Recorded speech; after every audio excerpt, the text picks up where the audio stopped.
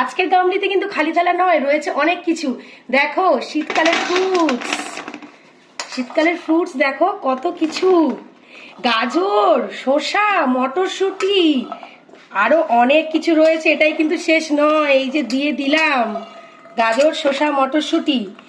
এইরকম ভাবে তোমরা যদি প্রতিদিন সকালে শীতকালে ব্রেকফাস্ট করো, তোমাদের কিন্তু শরীর অনেক ভালো থাকবে। এই যে দিয়ে দিলাম এখানে ছোলা বাদাম, যেটা আমি ওভারনাইট ভিজিয়ে রেখেছিলাম।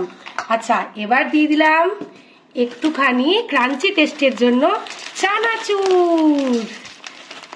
বাস, এইবার দিলাম সবার লাস্টে একটুখানি সামান্য পরিমাণ মুড়ি। আমরা বাঙালি, তো আমরা এইভাবে খেতেই খুব ভালোবাসি, চাট বানিয়ে খেতে খুবই ভালোবাসি আমরা। তো সকাল সকাল যদি এই রকম বিভিন্ন মানে একদম যেগুলো ভিটামিন সব থেকে বেশি থাকে, নিউট্রিয়েন্টস বেশি থাকে, তো সেই ধরনের জিনিস দিয়ে যদি এইভাবে আমরা সকালে ব্রেকফাস্ট করি শীতকালে, তো আমাদের শরীর অনেক ভালো থাকবে। তো চলো আজকে শীতের সকালে ব্রেকফাস্টটা এটা দিয়ে শুরু করা যাক।